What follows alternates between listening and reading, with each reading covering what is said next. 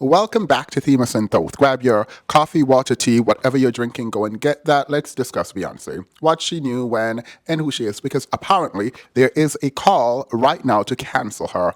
Yikes.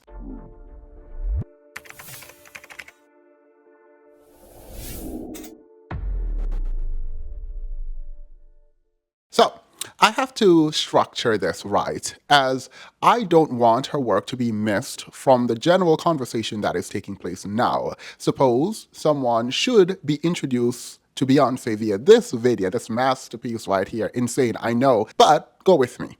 In that case, I do not want her artistic contribution to be lost in the sea of people now accusing her of, like, literal murder. And some occult idea around destiny swapping with Aaliyah. Y'all need help. Like, let's be very clear. You all need help. Outside of being an exceptional vocalist, writer, dancer, visual artist, and all-around performer, Beyoncé is Beyoncé, due in part to her ability to personify the outrage of womanhood, rage, unadulterated woman's rage. I need to repeat the word unadulterated all through this video, so I will. So, she quite literally opened the floodgates to release the waters, standing in yellow as she rages through the streets, destroying everything in sight. She loves hard, and the pain of hurt is all-consuming. We see her swimming in it before the double doors are forced open and the flood is released onto the streets. I should have the picture of Beyoncé in all yellow, pushing those doors open for the waters to come out before she walks around with the bat, hot sauce, and starting beating everything inside, from cars, trees, everything. I don't think there was a tree. I don't remember. What are you doing, my love? Beyoncé quote. If you get it, you get it. Beyoncé is a student. A dance student, a vocal student. This requires a kind of humility that stars do not possess at that level generally. Let's step back for a moment and accept the truth about our world and celebrities. Every superstar with mass appeal and influence inevitably have their dark night of the soul, noche oscura del alma, if you will, which is a purification of sorts, a painful period in our life that we need to overcome. For some, for Beyoncé, these are many. It's a lot of obstacle. This world refuses to just let her be. We have to throw all kinds of obstacles in her way, hating, and hating some more. Many things in many different ways comes her way for her to overcome, as in everything. We'll get to it.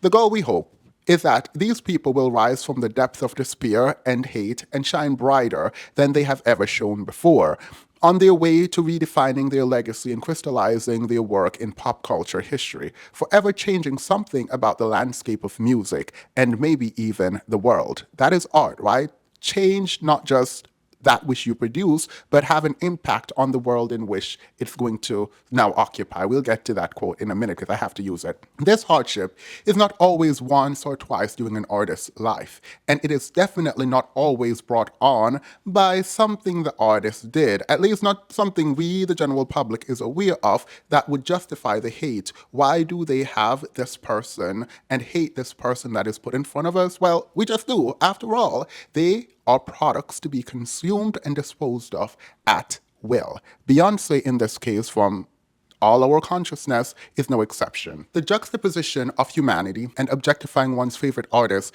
is both the artist's and the fans' fault or doing, both feeding into each other. Let's think about the relationship here. One, seeking the perfect balance to justify intrusion into the artist's life by the fans who need to own, possess, control, and the other selling themselves for marketability, the artist who is attempting to sell you something. If the pendulum swings too much in one direction, we will have a parasitic relationship. Here, I think about pop culture, K-pop specifically, where the fans' control of the artist completely objectifies them, dehumanizing them completely. Or, on the other hand, the Kardashian. I know, they're not musicians, I know that. Who will sell you anything. As a fan of the Kardashian, you're literally a number to be sold to, and they will sell you absolutely anything, even a nail if they can. Back to the dark night of the soul. Let's get back to the foolishness. This hate, this hardship, this moment can break the spirit of some, rendering them forever unable to fully actualize under the demand for metamorphosis into something greater. In truth, some of us do not have something greater to give. There is nothing greater to become under the pressure we, some of us, break. Stars, with any staying power, cannot break. They have to push. They have to push and they have to push or risk being forgotten forever, floating in the sea of unactualized potential if there was any potential to begin with. Beyoncé is just not up for that. She is that girl, and let's turn back to her now.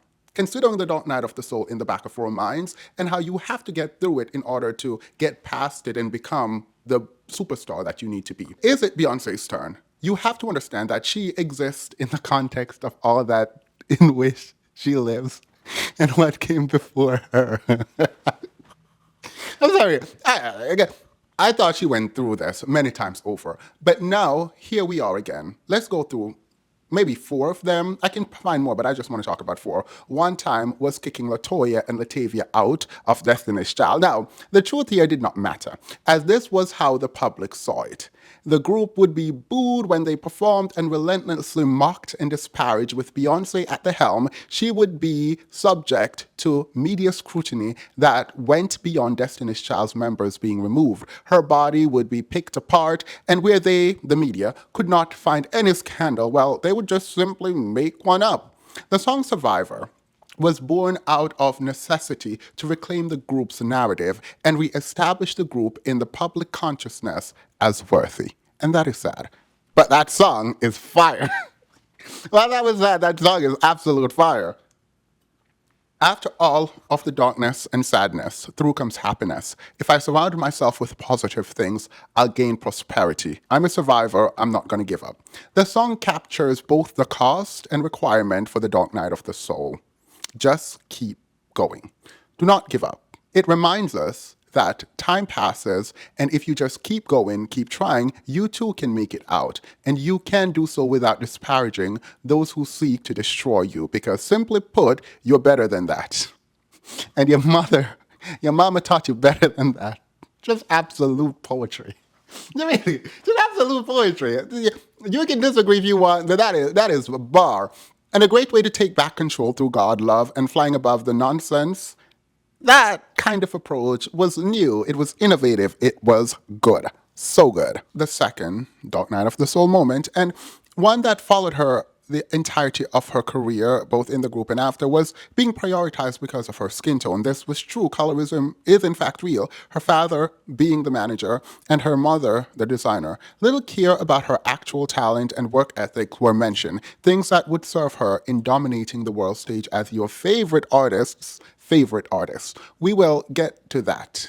And I should include a clip right here of LaToya talking about Beyoncé's work ethic and the fact that she literally gave her blood, sweat, and tears for this. She wanted this. Beyoncé wanted to be famous. She understood it, and she wanted to pay to be famous. We'll talk about that more generally, about the new pop girls and the lack of care that they have when it comes to the politics of being a celebrity and being a famous person generally. Beyoncé wanted it badly, and she worked for it. A third time for the Dark Night of the Soul was a cheating scandal where we tried to hold her accountable for her husband cheating on her, because such is patriarchy. We don't hold men accountable. We blame women. That is easier. That does not require work. Blaming women makes us comfortable, as we do not disrupt the status quo. We don't have to analyze the men in our lives, and seeing them, their faults or anything of such is just kind of thrown to the window. We just continue to look at women under a microscope, asking them to do better, to be better,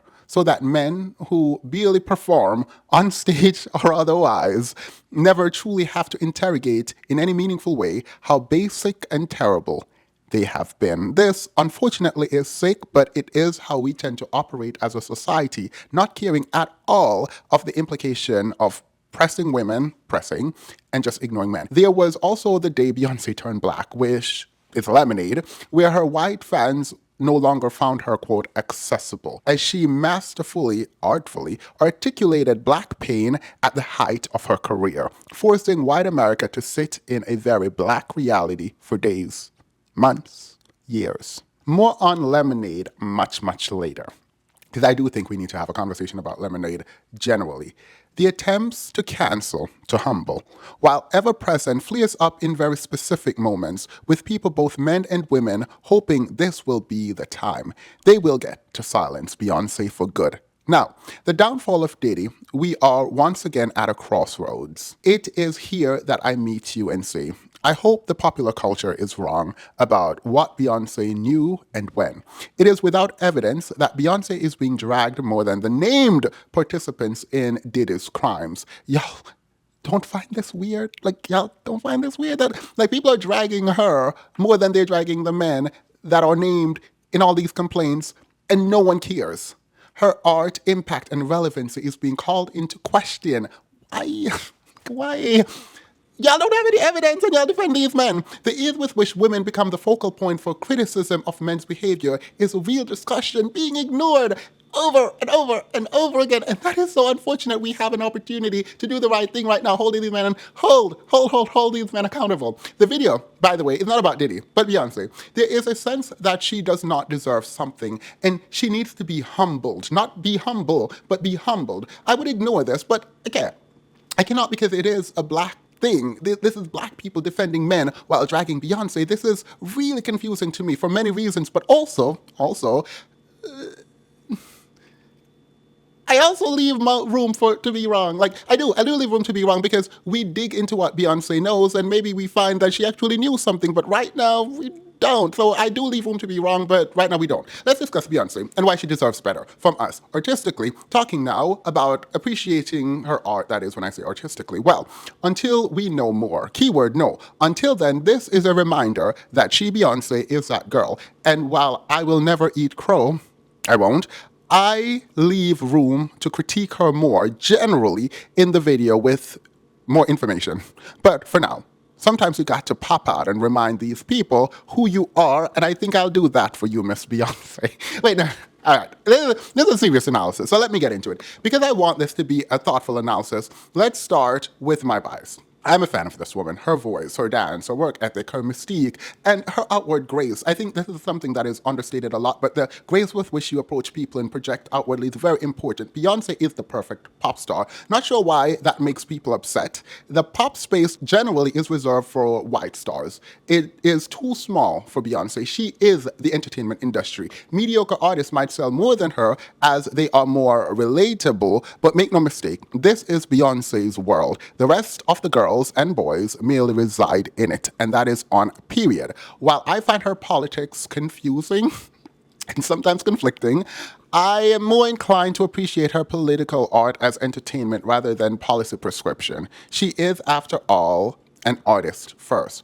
Regardless of how many Black Lives Matter or Black Panther iconography is displayed, and I did see her at the Kamala's rally, very into that, I refuse to accept billionaire politics that suggest fairness or any care for the common man or people.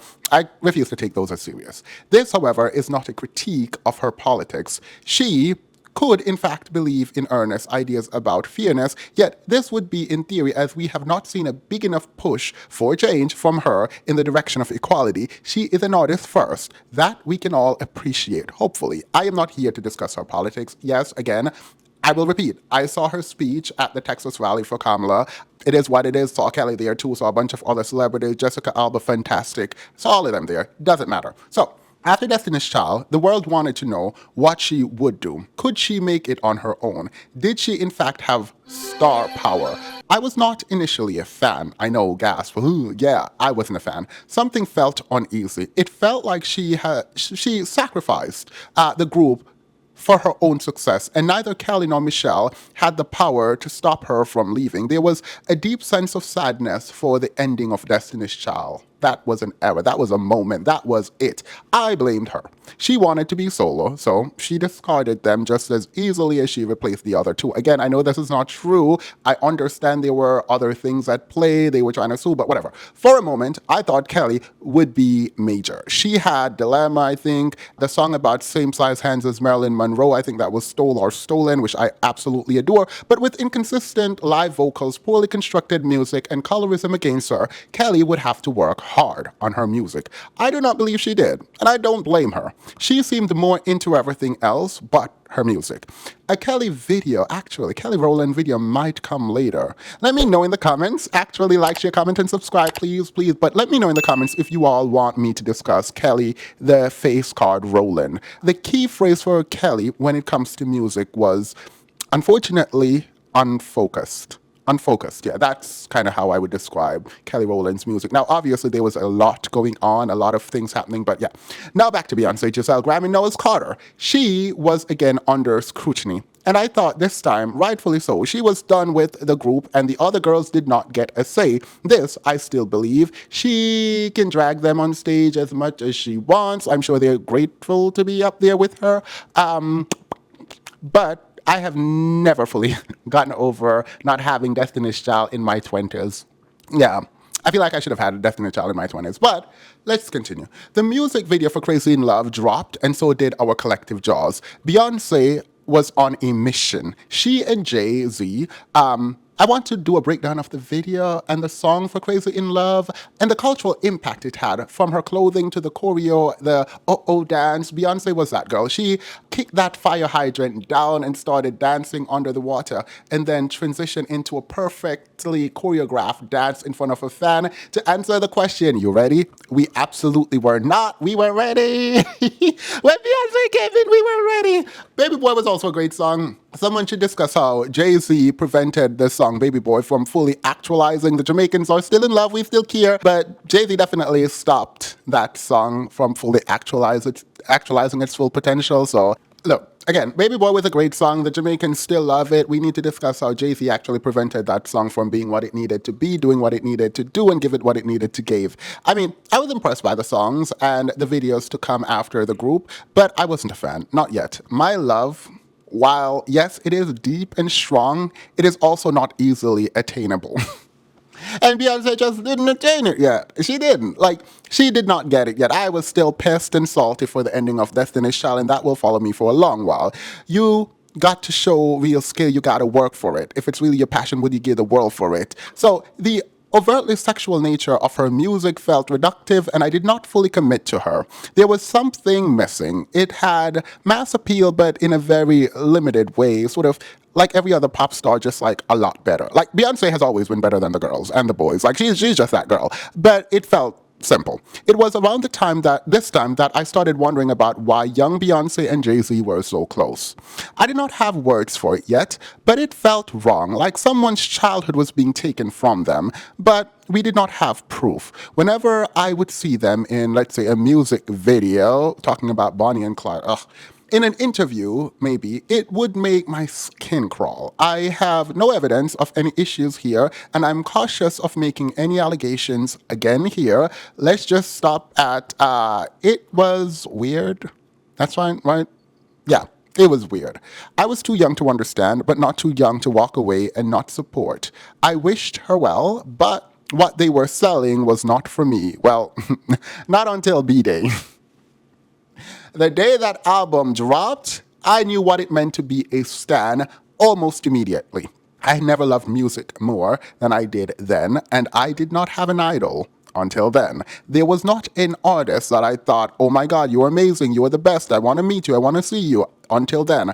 And Ring the Alarm was the catalyst for this. When I turned on that TV and saw, I think it was a music video TV channel, I don't know. Ring the Alarm for me at the time was about Rihanna, who I liked, and after the video premiere, well, it was over for these girls. Was it VH1?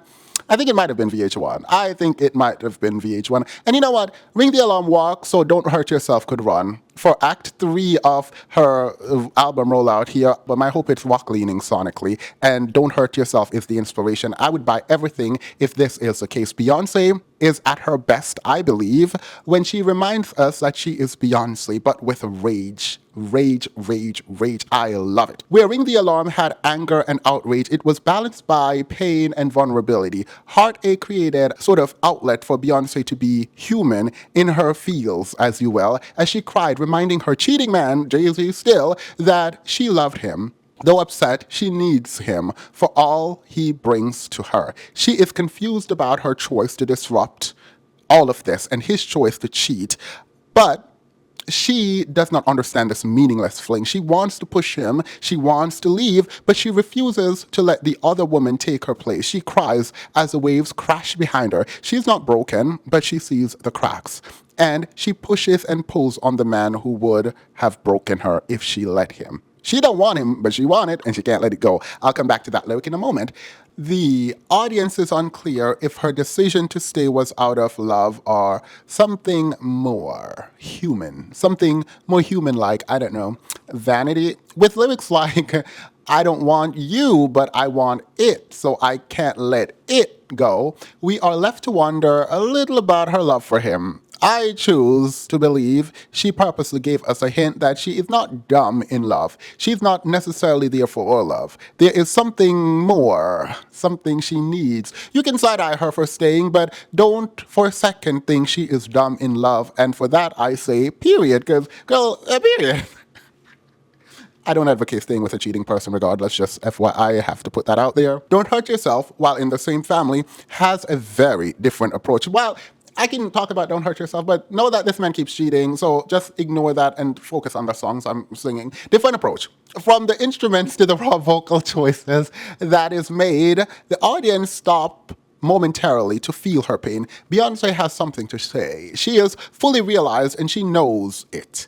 If he, Jay-Z, did not get on board now, she would remind him one more time. This was that one more time. Though this time would be different. This time she would not plead. This time she would not beg. This time, the last time, is a warning where she feared nothing. She does not fear losing the man she was with in Ring the Alarm, where she did not want another woman to have access to the man on Ring the Alarm, and the things that came with Jay-Z in Ring the Alarm. This time, she knows her worth. Her man was now a boy, and she would have to school him. She would give him a chance to rise to the occasion, to become someone who would remain unworthy of her, but would at least breathe her air. She was, in these Dusty's minds, the prize. And she was the star. She was the one that created life, and if he did not do this thing right, get his ish together, he would lose his wife. A wife he didn't deserve. She opens with, and Don't Hurt Yourself. Who the do you think I am? Period. A question that needs no answer. While there might be debate about who the man she's talking about in the song is, we will all assume it's Jay-Z. I will accept that the line, beautiful man, I know you're lying, might call into question whether the song was about Jay-Z for some, but I must remind you, beauty is in the eye of the beholder, and this is not enough to proclaim the song is not about her cheating husband. Additionally, beauty is not just skin deep. Do I think she's talking about Jay-Z when she says, beautiful man, I know you're lying? I would use those words. Yeah, I wouldn't use those words, but that's her man, that's her husband. I'm gonna go ahead and say she's probably talking about Jay-Z. Beautiful man is nasty work. Look, he's not beautiful on the inside either, so don't at me. She then goes on to say, and keep your money, I've got my own.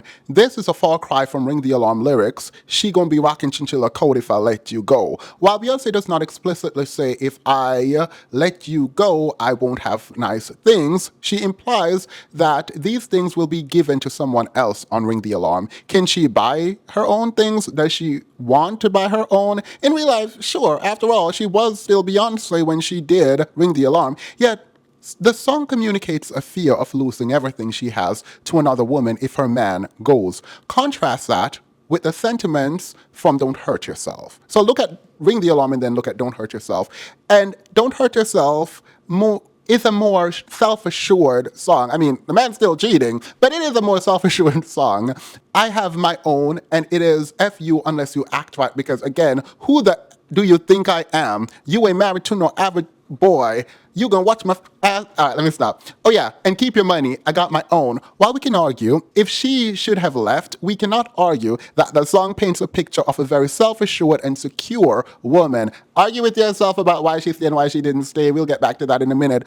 Who is mad as hell and does not care about her cheating man's feeling. She is releasing her anger, and she's not afraid or caring about his ego. This is her hurt to express how she sees fit. She digs deep down to find raw, unadulterated anger, to put on the most perfect instrument to drag her cheating husband, and I live for every moment of it. A true masterpiece that capitalizes on the moment fully, capitalizes on the anger elements of Ring the Alarm, that deep growl without the softness to balance it. This is a kind of drag we all want to see and felt as she embodied it for our collective minds. A true queen. Even if her lyrics seem vulgar, they were perfectly so.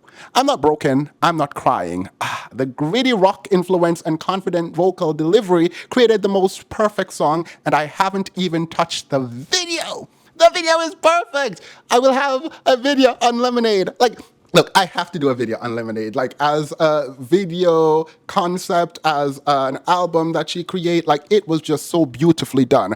But back to my awakening, because, Jay-Z. B-Day highlighted the true artistic genius that is Beyoncé. From her vocals to her visuals, she was in her moment. The queen was born, and I knew Crazy in Love was not a one-off. This woman was here not only to stay, but to make a lasting impact on the music industry, and I, again, was here for it.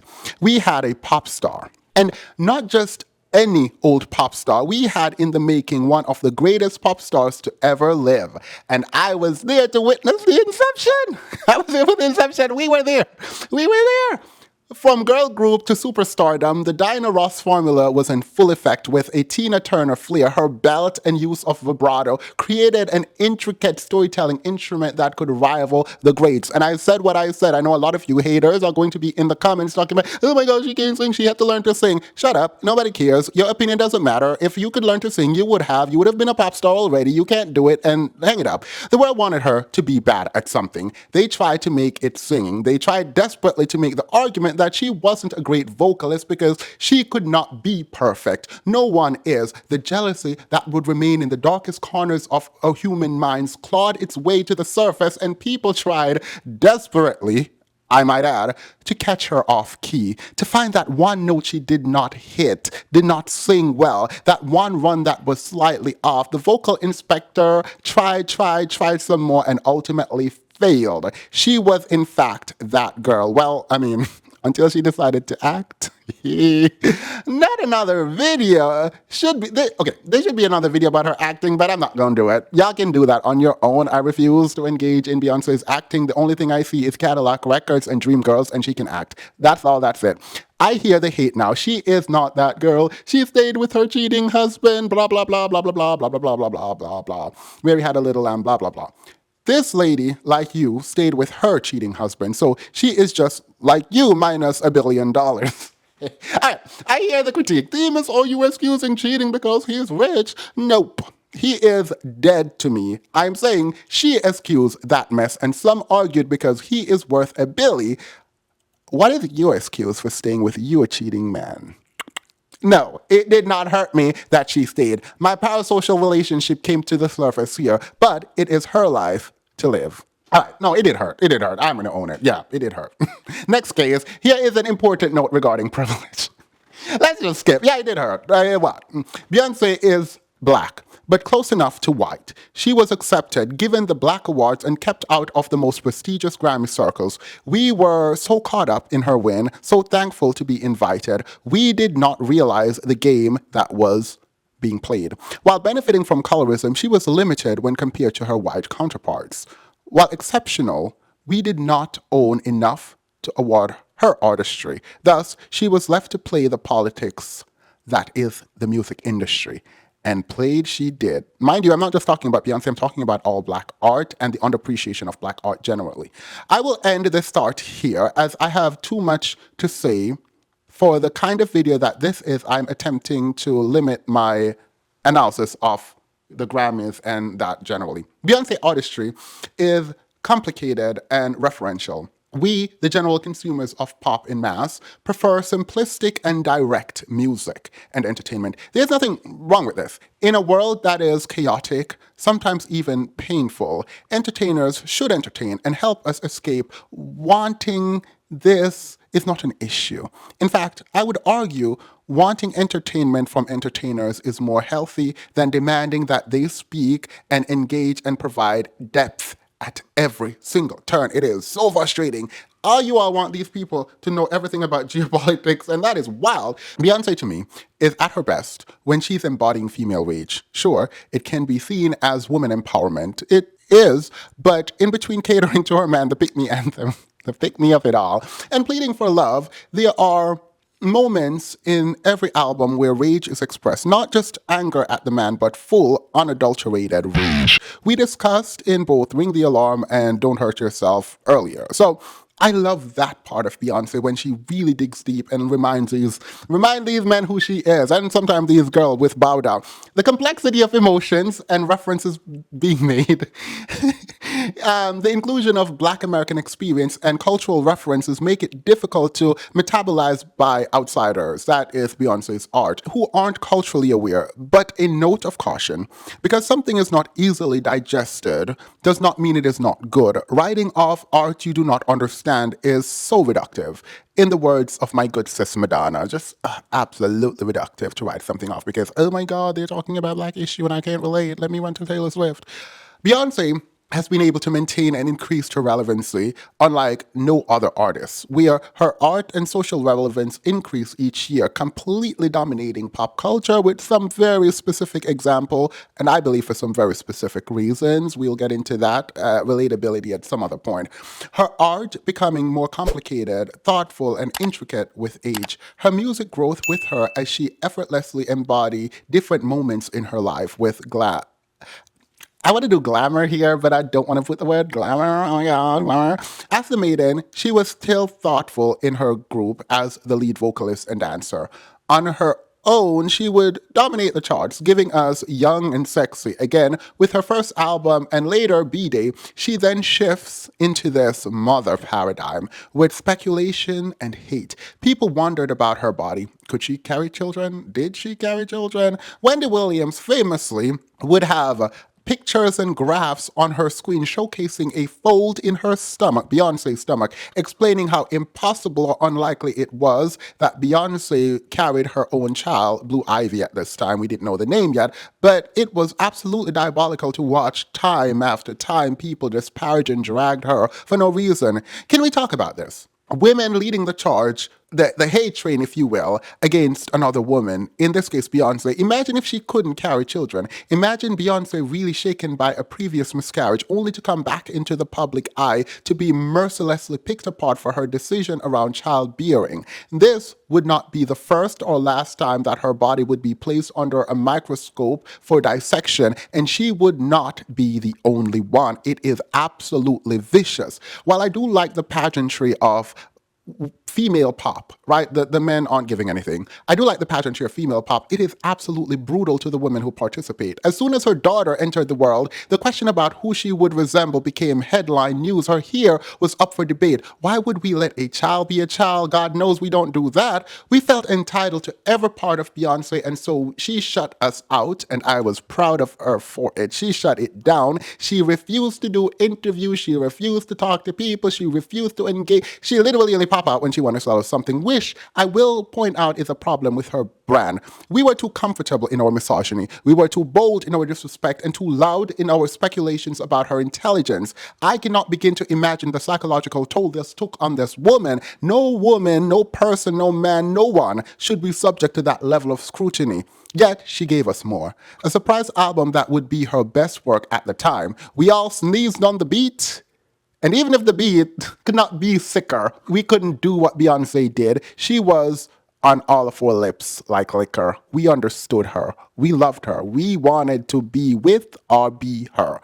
In her mother era, when she did not speak to us, she seemed freer somehow, more in control, more confident. Her art was about to go through the kind of elevation only a true genius could mastermind. Beyoncé, the surprise album, was in fact an elevation of an already extraordinary discography. When we thought it was at its peak, no one else could touch her music music, she elevated it again with her self-titled, and the visuals were immaculate. Its existence was the promotion that sold the album. Your faves could never. When she dropped a surprise album and the marketing PR tool was that she dropped an album and it was a surprise, you are that girl. While I enjoy this Beyonce era, there was a sadness to it. This was it. This was Beyonce's best work, I thought. And while it was exceptional, I was happy to be in the moment, but also sad because this felt like her work was complete. There was nothing more here. I was afraid if she put out another album, it wouldn't be as good and people would drag her, and that's what they would remember. We had reached pop greatness, and it was time for another Supreme to rise. It was a bittersweet moment. I thought that Beyonce would never retire really, but would retire from creating these albums and trying to top the chart because, again, how do you beat the self-titled album? That was the conversation I heard, at least. People counted her out at this point. It was a congratulations with condolences intertwined, and I thought it was the end. I've never been so excited to be wrong because her best work were not here yet. She had more. I'm not exactly sure where she got more from, but she had more, a lot more. She had Lemonade, Black is King, and Renaissance. How do you top the charts over and over and over again and still have more? This is not just your run-of-the-mill pop icon. This woman is a living legend with a kind of range we have only begun to understand. Let me explain these albums sort of at a high level real quickly, so we can get a glimpse of just how significant any upgrade was to her already just absolutely stellar discography. Like, she was already at the top. Her self-titled album marked both the end and the beginning of a new era. She was no longer the maiden depending on her father. She already fired him a while back. He was also doing a bunch of mess cheating on Tina. It was a thing. She was, they don't give drama like they used to. Anyway, she was fully aware of her womanhood and her creative and creation powers. She was now the mother, not just a mother, but the mother. A self-assured force of creative energy, of pain, of pleasure, of anger, and rage. This is the height of her pop girl era for that time. Artistically, she had nothing more to prove. You could not critique her without an indictment on the entire music industry. When I say she was that girl, I do actually mean that. No one, man or woman, could touch her, regardless of what the Grammy decided with Album of the Year, year after year after year. We know. We see you, Grammy. I do not have space enough to discuss the Grammy here. We move. We move. And actually should include a soundbite of Adele talking about black people, her black friends like the album. And I know she didn't mean anything by that, but it implies something that I spoke about earlier about Beyonce not being accessible because of her cultural references, but we move. The Lemonade drop was absolute insanity. I will speak generally about this album because we just do not have the time to dig into the complexities of this inhumanely exceptional body of work. This is the peak of artistic excellence. However, again, this was grown Beyonce. Not just sexy grown, but grown, a mother grown, a creator grown, a woman grown, a black woman grown. Even if she benefited from colorism, and she did, she was black. And she refused to let comfort and tolerance of her presence in pop culture dictate her blackness. Love that for her. And for everyone who was able to experience Lemonade, like that was a moment. Beyoncé Turned Black was SNL's interpretation of the culture's reaction to Lemonade. She was, in the word of wide audience, no longer accessible. By this, they meant Beyoncé was no longer playing their game. She was being disrespectful to her white audience who wanted her to be grateful for their tolerance of the space they allowed her. They permitted her to occupy in their music. They would not let this go. This would follow her the entire career that she had left. The entire time it would follow her, even when she ventured into country, which I will refuse to speak on that country album.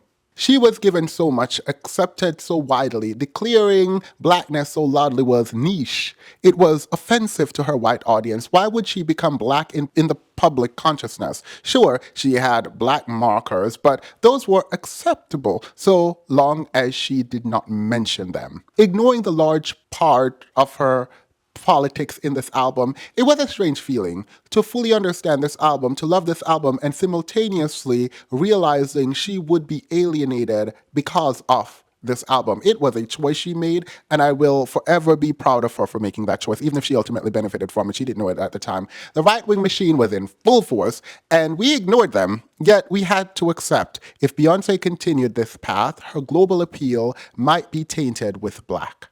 And who wants to just be that? Well, she did. I do. It feels good. Hi, Just George. I'm just black. Period. And I love that for her. Let's continue. She said she was black, and we all could say we were in a proud, meaningful way. She was a pop star and she was black. Debate with yourself about her race. I do not care about your opinion of Beyonce's race. She's black, regardless of what you think about her skin tone. I have now completely divorced Jay-Z from the albums. Like something I will need to explain at some point, but I don't. Okay, I have to explain this. The Lemonade album and Jay-Z and how I have divorced, I think I have to explain it. The album with Jay-Z is one about redemption, his redemption. Because of my mental constitution, I cannot meaningfully reconcile the need to forgive someone who cheated. Cheating is not a mistake, it is intentional and specific. It requires too much engagement and knowledge for it to be forgiven, right? This uneasiness about the subject and Jay-Z and Beyonce's journey to redeeming him in her mind, calling on the Orishas, the ancestors, God, for the strength to forgive a cheating man is ultimately disempowering and weak from my perspective, and I don't care. That's just my opinion. The removal of Jay-Z as the subject makes the heartbreak universal. It makes the feeling more theoretical than real. It becomes less of a mirror and more of a lecture on the heart and the need for mending when broken. She stayed. In the end, forgiveness was possible, and it shouldn't have been, like, right? I preferred the idea that I stayed, if I were Beyonce, for my brand and assets. See, ring the alarm, right? Even if I prefer the approach from Don't Hurt Yourself, see my previous discussion, like, I sort of would prefer, look, I'm staying for these assets and this money because I have too much to lose than I'm staying for love because that just feels really painful. And that's my own psychopathy, I think. I try to change, close my mouth more, try to be soft, prettier, less awake, fasted for 60 days, wore white, abstained from mirrors, abstained from sex, slowly did not speak another word. In that time, I hear I grew past my ankles. I slept on a mat on the floor. I swallowed a sword. I levitated. Look, it gets really weird and desperate, culminating in the question, are you cheating on me? Yeah, so yes, Jay-Z was cheating on Jay-Z was cheating on you. An insane statement if you think about it. Jay-Z was cheating on Beyonce. Hey, well. See, this wasn't about processing emotions publicly. Beyonce and Jay-Z were on the rocks. The public knew. Speculations grew. Solange was throwing hands and feet in an elevator. And well, the Slay Queen, the House Down, I'm a Diva cover was no longer true. The mask slipped and we all saw that Beyonce was being cheated on. Jay-Z was unfaithful. There were some issues and they needed to get ahead of it. The narrative was escaping them and Beyonce needed desperately to reclaim it. This says something about the actual artistic feat of nothing. The album is still great, one of the best, amazing album, but I just need to explain my cynicism around the album and Jay-Z. To truly appreciate the album, I have to see it as a general and not specific kind of heartbreak, which is the opposite of how we personalize heartbreak songs and albums. We are supposed to see the pain and hear it, feel it in the artist's words. In each note, we should see, even if not true, the pain they went through and imagine the antagonist that caused them grief. This does not work for me, as the protagonist and the antagonist, Jay-Z, are working together to create art, together and separately announcing their own work of art, selling it to us about their breakup and redemption and his cheating. That is absolutely wild. The world needed to forgive and travel with them on their journey to forgiveness with a cute little bow on top of the ghetto mess that is Jay-Z cheating on Beyonce and us pretending like we don't see. Look, life is far too complicated to accept this narrative, and thus, I am left to believe this was a masterful construction to reposition their relationship and hit the reset button in the public consciousness. They are back to being powerful, And being a power couple, he learned his lesson and now they are just monogamous and perfect. Okay, and I'm a billionaire living in a villa in Paris.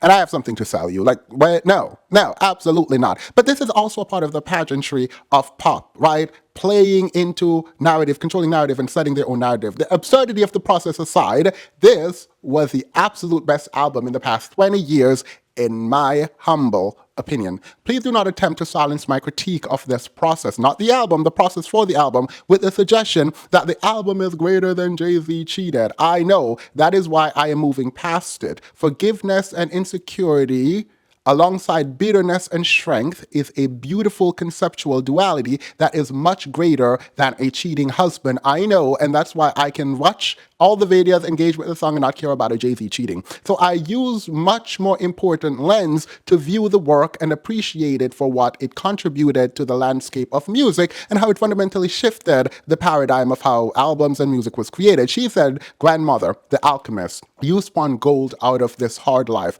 conjured beauty from the thing left behind, found healing where it did not live, discovered the antidote in your own kitchen, broke the curse with your own two hands. You passed these instructions down to your daughter, who then passed it down to her daughter." By the way, the writing on this album is so perfect. The interludes are just amazing. The poetry, the reference to just Black history is amazing. Homage to the people that came before us, Black women who labored to create the opportunity to grow in the next generation or the next after that. Growth they might not see.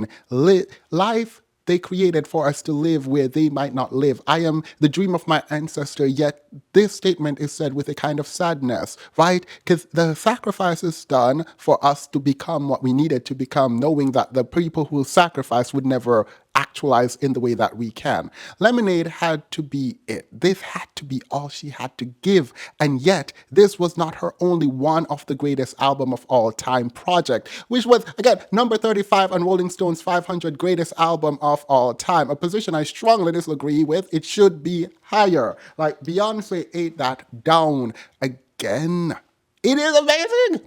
Look, To Pimp a Butterfly might be its only contemporary non-Beyonce competitor artistically. But real completion was definitely with self. Completion of work and artists, thus competition. Because later this woman is going to release Renaissance, and well, artistic godhood was hers. Like, let me note, I skip Black is King because, well, this is already too much. But let's be very clear. Black is King is one of the greatest albums to ever exist. Any objection here is hate. Beyonce's Coachella performance is also itself a historic feat. It did not set the standard for a live performance. Oh, no, no, no, no. That performance created a new galaxy for artists to dream a dream that one day, if all the stars align, they could provide 1/4 of what was provided by Beyonce. Beyonce is an athlete and performing is her sport. She is in a league of her own and is not nearly as decorated as she should be. Yes, I know. All of her accolades, I am aware of them, and I said what I said. I know for a fact I did not stutter. Okay, now let's get to Renaissance. Renaissance is so fundamentally different from everything that Beyoncé had ever done up until this point. It was jarring at first. I immediately understood the complexities of the music provided, of the album, of the vocal choices being made, the crystallization of ballroom culture, and the role of Black gay men in shaping house music was a decision she did not have to make, yet she made it. Maybe for profit, but it was a risky bet. And we did not know this, Beyoncé. Why change? Why evolve? Why push yourself this much as the reigning supreme of the music industry? You don't have to work this hard. How was she still hungry? Hungry for more, and not just for more artistically, but to be more artistically. Why was she still elevating at this rate when her only competition artistically was in fact herself? Why not just create random pop album and sweep the Grammys and just be safe? She could do that. Beyonce, to me, loved the art. She was born for this. Music is her life, and she is fully aware of her position in music. This self-awareness is staggering when we consider that she is Beyonce, and yet she is still striving for more? Question mark? Her world tour was the most amazing show I have ever seen, the Renaissance tour, yet she was wanting to give more. At this point, all her albums were increasingly sort of better than the one before, the last one, in the same stratosphere while being completely different from each other. She was pushing herself artistically. This level of versatility is obviously uncommon, not because people cannot do it, but the fear of isolating already existing audience is a driving force in people like, I don't know, Drake and Taylor Swift, who have a large enough reach and continue to put out some of the same or similar music, even when they're experimenting with other music, it is never offensive, it's never deep, it is never truly different, it is never truly more. It just is what it is. It's easily consumable and digestible. And Taylor Swift does attempt to include her life and stories in ways that if you're a real fan, you'll know. In truth, there is a wall of separation and silence between us, the viewing public, and Beyoncé in a way that other artists just kind of allow you access. A valid critique of her is that she only shows up when she has something to sell us. It is why her fans, loyal as we are to her music and tours, do not invest the same way in her hair care, perfume, clothing, and now alcohol and candle. Like, she a candle girly, right? Yes, she's selling us candles, going, period. We don't really know much about her personality now. We are left to wonder about the life she leads, as she is not overexposed in a climate of celebrity that increasingly are being required by the audience to give us every part of who they are. Yet with this mystique, we fill in the gap when it comes to Beyoncé with whatever we want, and we just project onto her anything, including guilt in relation to Diddy. All right, here we go. I did not discuss her artistry to shield her from blame. It was introduced merely as a reminder of who we are talking about, because her art is all we know about her. She is the biggest celebrity in the world and yet one of the most private people.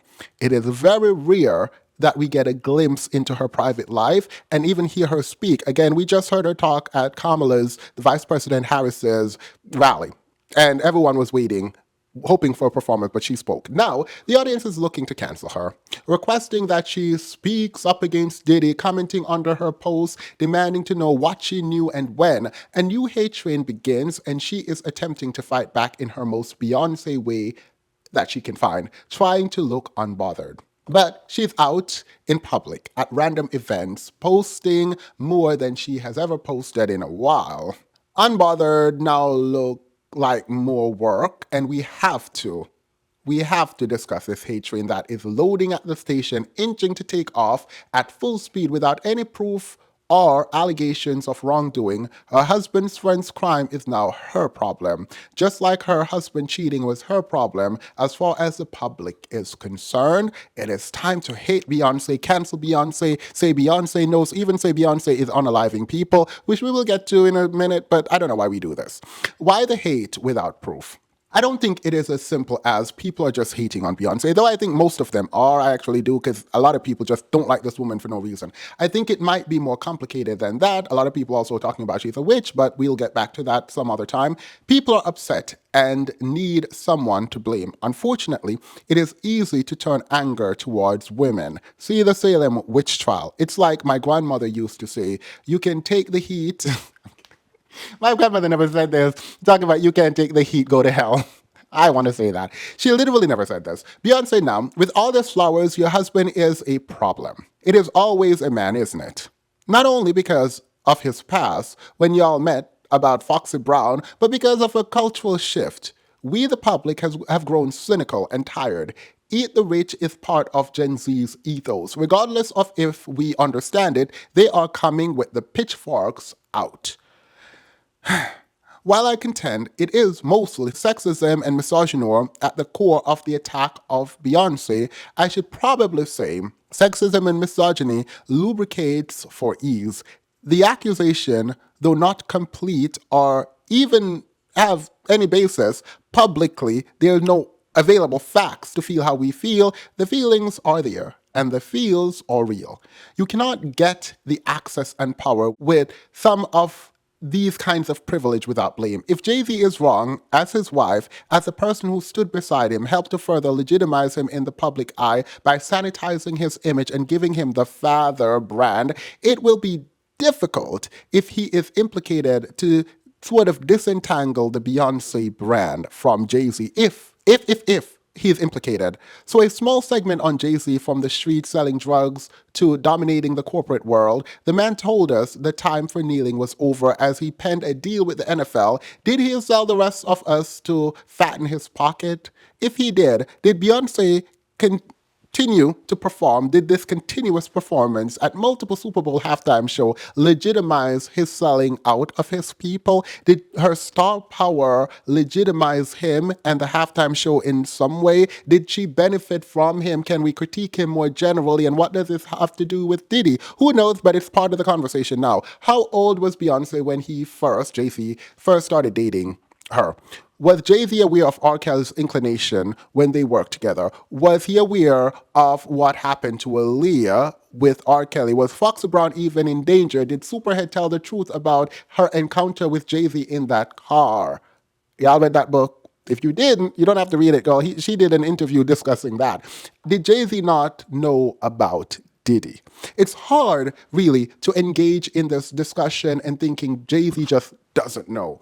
Let's be honest. For Jay-Z to be swimming with sharks, all the while elevating at every turn, dominating the music industry, completely innocent and unaware, would be a Herculean feat, the likes of which we have never seen in history.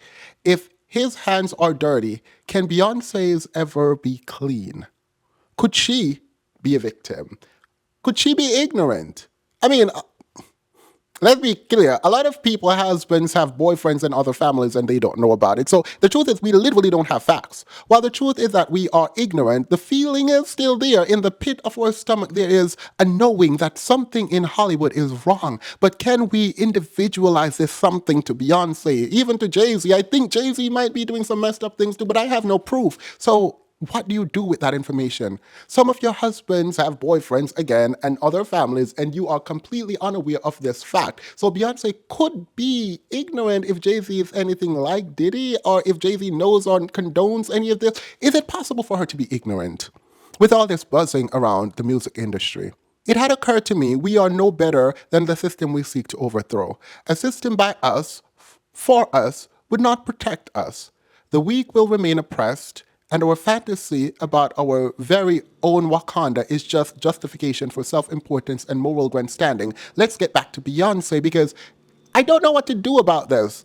I think we should require some level of proof before we publicly drag and cancel someone. The ease with which she had become the center of the discourse around Diddy is troubling to me. How easily we skip past the named parties in the suits against Diddy to get Beyonce is quite disturbing. Because we actually don't know anything. We have no proof of her. She doesn't come up in any filing. Jay-Z doesn't come up in any of the filing. Why are we doing this? Why are we dragging her and not him? The same group protecting Diddy, protecting R. Kelly, protecting Bill Cosby are the ones ready to hang Beyonce out to dry and for feasting. That is weird. That is weird. Like, if you look into the comments of the Shade Room and places like that, they are ready to drag her, but they are very much in favor of protecting Diddy. Like Beyonce, I went through her art to remind us that to remove the haters who cannot sit through how remarkable she is, I feel like I have to talk about how remarkable she is, then get to my discomfort generally, because I don't want the quote-unquote haters to sit around and think this video is about dragging Beyonce. It is not her job to save the world, but it is her duty to do the right thing. To know and to close your eyes is to condone.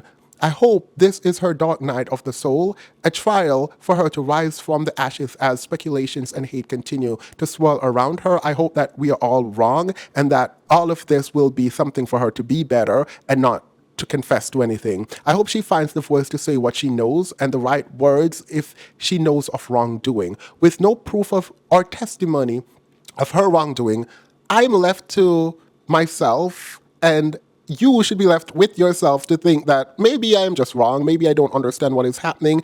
Even if I feel odd about something, maybe follow that feeling until you find the facts to back it up, but don't go moral grandstanding without any sort of proof. We need to recontextualize our relationship to women, I think, generally. Regardless of your gender or sexuality, I think it is important that we start really thinking about how easy it is that we throw women under the bus for the acts of men. The specter of Diddy will haunt them. But let's not get ahead of ourselves. There are still things unknown, and we do not get to fill in the gaps when it comes to destroying people's life and legacy. We have to be sure. We have to be at least aware of facts.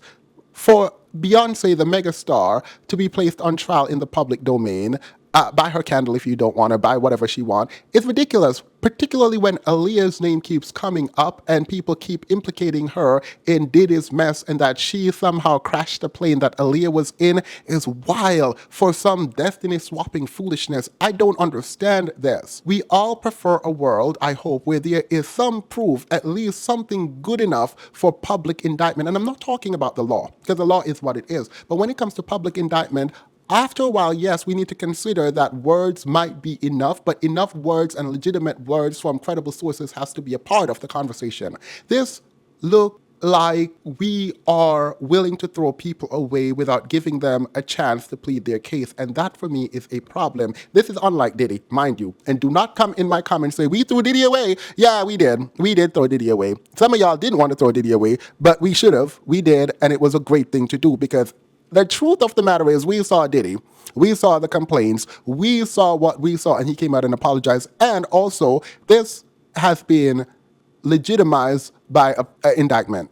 And I think we need to really think about sort of what it means to publicly hold someone accountable, particularly when we don't have facts, evidence. We only have, quote, a gut feeling, which I don't actually think is a Beyoncé problem. I think it's a Hollywood problem generally. We, the people, know something is fundamentally wrong in Hollywood, and we are right about that. It does not mean that we get to blame one person for all the ills, particularly if that one person does not have information out there required for the kind of indictment we're putting on them. We can drag Diddy. We can even drag Jay-Z because there's so much information out there. I'm going to leave that alone. And I think maybe we can think about Beyoncé. We can do research on Beyoncé, but I do think that it is important before we cancel, attack, disparage that we know. All right, and I'm going to end it there. I hope that was a thoughtful analysis, even with my bias. Hopefully it was fleshed out for you all.